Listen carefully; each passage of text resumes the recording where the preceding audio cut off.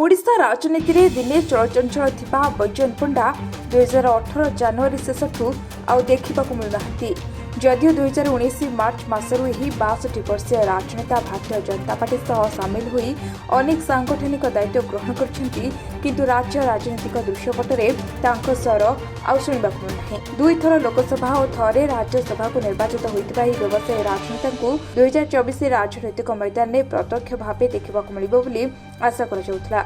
हेले बीजेपी उच्च नेतृवृंदों फैसला ए स्वप्न को चुरमार करिछि। खाली सेतिकी नुहे ओडिशा राजनीति में आगक एक नुआ समीकरण सृष्टि करिछि ताहेला धर्मेन्द्र बनाम बैजयंत। बीजेपी शीर्ष नेतृत्व 23टी राज्य और केन्द्र शासित अंचल प्रदेश निर्वाचन प्रभारी पर्यवेक्षक घोषणा करछन्ति। सेमाने लोकसभा निर्वाचन मंडली नेता और शीर्ष नेता तथा रणनीतिकारों भितर समन्वय सृष्टि करेंगे।